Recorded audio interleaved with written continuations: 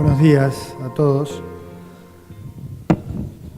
Primero me sumo a las palabras de Marcos, las condolencias para las familias de los argentinos en Nueva York y a todos los chubutenses y a la familia, por supuesto, del gobernador Das Neves. ¿Se escucha? Para adelante y para atrás. ¿Para adelante este? La flechita para atrás.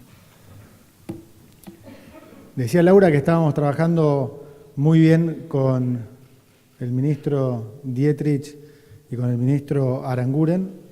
Quisiera decir que con el ministro Dietrich vamos a seguir trabajando bien, pero hasta que no se le borre la sonrisa al ministro Aranguren no vamos a trabajar más bien. Te veo ahí la sonrisa socarrona. Para los que no saben, el ministro Aranguren es un acérrimo bostero, así que... Y yo obviamente soy hincha de River, así que lo voy a dejar ahí. Vamos a redoblar esfuerzos. Pero bueno.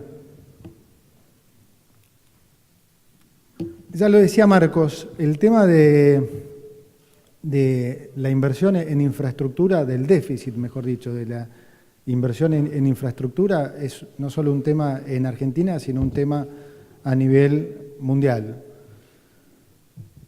McKinsey estima que hasta el año 2040 se van a necesitar inversiones en infraestructura por 40 billones de dólares. Y este déficit se va incrementando en realidad año a año porque la necesidad de inversiones alcanza a 3.3 billones y lo que realmente se está invirtiendo son 2,5. Entonces, este es un tema que captura el interés mundial y como también dijo Marcos, no en vano lo estamos poniendo como uno de los dos temas centrales en el G20. Y ha habido y hay mucho debate de, bueno, ¿por qué está pasando esto? Claramente, uno es la restricción presupuestaria que todos los países tenemos, ¿no? Pero también hay que tener en cuenta que hay mucho, realmente, no diría sobrante de financiamiento, pero sí muchas ansias de financiamiento.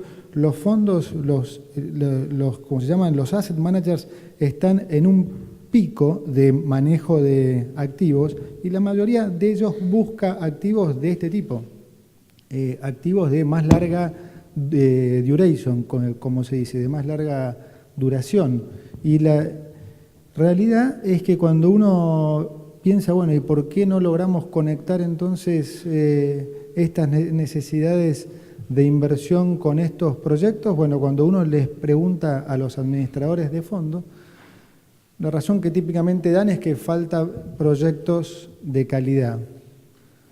Yo creo que va más allá de eso. Probablemente esa sea una razón, pero también vemos como que no hay un esquema bien armado todavía para unir estas dos fuerzas.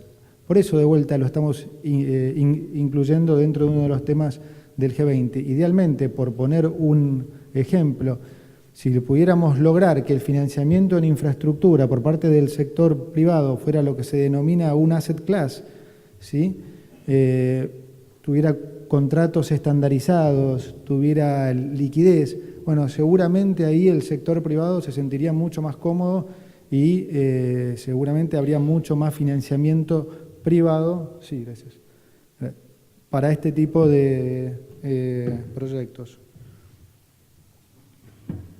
Pero bueno, en Argentina claramente no solo no somos la excepción, sino que este problema está de alguna manera exacerbado, porque nosotros todavía, heredamos y todavía tenemos un déficit enorme en infraestructura, de la poca inversión que hubo durante los últimos 15 años, y además heredamos y todavía tenemos un déficit fiscal muy alto. Entonces, claramente hay que tratar de compatibilizar estos dos objetivos, lo que no es fácil, pero evidentemente una de las formas fundamentales es lograr captar, como decía antes, la inversión privada para que ayude a poder no solo mantener, sino aumentar la inversión sin desviarnos de lo que son nuestras restricciones presupuestarias y nuestras metas fiscales.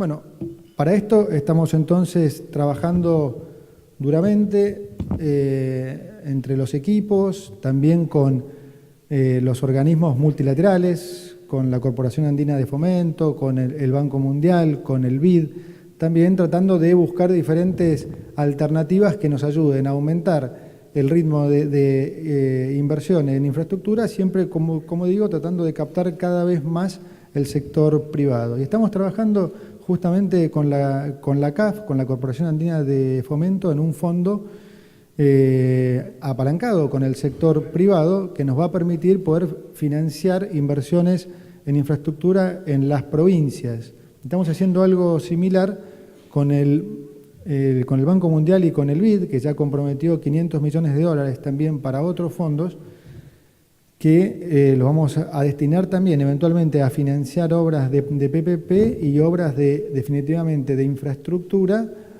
a nivel nacional. Porque en los organismos pasa algo también muy parecido que lo que pasa a nivel país. Tienen mucha ahora demanda de fondos, pero también tienen capital limitado. Entonces, todo esto termina en lo mismo, que es, si no logramos atraer a ustedes, entonces es muy difícil que no solo Argentina, sino el mundo logre ajustar los niveles necesarios de inversión. Y ahí es donde entra en juego claramente este proceso de lo que se llama PPP. Claramente es una de las herramientas más importantes y obviamente no es nueva en el mundo, pero sí estamos un poco debutando aquí en Argentina. ¿Y en qué consiste? Esencialmente es un contrato a largo plazo entre el sector privado y el Estado, donde primero es importante recalcar, donde el Estado no pierde la propiedad del servicio o del bien, y donde el sector privado se compromete a la construcción, suministro o ambas de un determinado bien o servicio. Y esto permite asignar de manera más eficiente además los riesgos, tanto los que corre el privado como el público. Y eso permite también una mejor asignación de precio. Es un esquema que además alinea correctamente los incentivos. ¿Por qué digo esto? Porque el adjudicatario de la obra de PPP tiene que encargarse de la construcción y del mantenimiento del servicio. Entonces tiene todo el incentivo a realizar una obra de buena calidad, porque él mismo es el que después va a tener que estar, gastando plata en el mantenimiento de dicha obra. Perdón. Y también tiene todos los incentivos a terminarla en tiempo y forma o a ir cumpliendo los hitos. ¿Por qué? Porque a medida que va cumpliendo esos hitos o a medida que va cumpliendo los plazos de la obra, es cuando empieza a recuperar la inversión. Entonces, en ese sentido, es un esquema que está, como digo, muy bien alineado en cuanto a los incentivos de ambas partes y además permite una mayor eficiencia. No en vano vamos a ver esto, que es interesante, este gráfico, porque fíjense, es un estudio hecho en el Reino Unido en el año 2005, donde muestra que en Inglaterra, en lo que es obra pública, el 30% de las obras, ¿sí?, se terminaban en presupuesto y en tiempo. El 30% de las obras públicas, de lo que se hacía en inversión en infraestructura, vía el esquema tradicional de obra pública. En el mismo plazo vemos que el 80% de las obras realizadas como PPP lograban ese mismo objetivo, es decir, se terminaban en presupuesto y en tiempo y forma.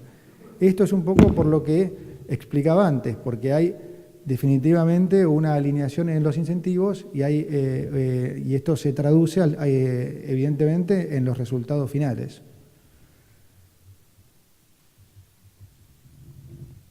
Bueno, nosotros, como digo, somos más bien nuevos en este esquema de PPP.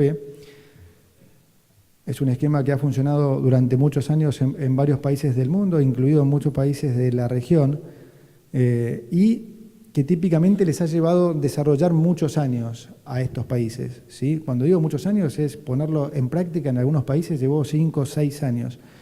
Entonces, nosotros, si se quiere, la única parte buena de estar arrancando tarde es que hemos podido estudiar bastante todo lo que ha pasado en estos países. Y bueno, Dios quiera que evidentemente lo podamos hacer rápido y bien, pero nos ha servido para, de alguna manera, tomar de cada uno de ellos, bueno, a ver qué podemos mejorar de lo otro, y así hemos tomado algunos casos puntuales, como los de Australia, Chile, Perú, donde en el caso, por ejemplo, de Perú, lo que hemos tomado es el hecho de tratar de reducir el riesgo de construcción, que es un riesgo obviamente importante, introduciendo este esquema de hitos trimestrales, donde vamos haciendo repagos trimestralmente en función del cumplimiento de estos hitos. Esto obviamente es bueno porque al reducir el riesgo de construcción, obviamente eso se traduce en una reducción en la propuesta final, entonces termina siendo más eficiente para el país. Y algo similar ocurre en el caso de Chile, donde lo que estamos logrando es mitigar el riesgo de la moneda. Y todas estas cosas son cosas que, si no se mitigan de vuelta, por supuesto, los participantes nos lo facturan en sus propias propuestas. Así que bueno, hacia allí vamos y estamos muy entusiasmados. Creemos que realmente estamos diseñando un esquema que va a funcionar muy bien y que va a permitir a todos sentirse lo suficientemente cómodos para participar con mucho entusiasmo. Y estamos con la verdad, con una cantidad de proyectos más que importante, que después acá el jefe de gabinete de finanzas los va a detallar mejor, pero en definitiva ya contamos con casi 60 proyectos, 59, por un monto aproximado de 26.000 millones de dólares, que van a ser puestos en marcha en los próximos 3 años y medio. Fundamentalmente en el área de transporte, donde estamos arrancando ahora con el ministro Dietrich, Javier Iguacel y su grupo en los próximos días. Este mismo año también vamos a estar haciendo proyectos de transmisión con el ministro Aranguren, y después siguen muchos otros proyectos de agua y saneamiento, construcción de viviendas, cloacas, cárceles, hospitales. Es decir, hay un montón de proyectos que estamos haciendo también incluso con las diferentes provincias, y como digo, y como dijo también el jefe de gabinete, esto es lo que nos va a permitir el año próximo superar lo que fue la inversión en infraestructura que estamos haciendo este año, que como todos saben ha sido muy notoria, porque se ve en las calles y en cualquier provincia a la que vayamos, pero para ponerlos en dimensión, este año hemos destinado alrededor de 2.2% del producto, y el año próximo, en todas las diferentes alternativas que he mencionado, vamos a estar invirtiendo en infraestructura aproximadamente un 60% más de lo que hemos invertido este año. Así que estamos realmente súper entusiasmados, y como bien dijo Laura, es realmente todavía más entusiasmante ver todos ustedes el interés que están mostrando. Me sumo a sus palabras de invitarlos a que inviertan, a que confíen. Este es un proceso de largo plazo. Tenemos que realmente empezar a pensar en el largo plazo, sacarnos el chip de cuál va a ser el negocio que me puede dar plata en los próximos 6 meses, y realmente tratar de pensar una Argentina para el futuro. Y para esto la inversión en infraestructura es clave, para esto la relación público-privada es clave, para esto la confianza es clave, y bueno, nosotros confiamos en que todo esto lo vamos a ir logrando. Así que muchas gracias a todos.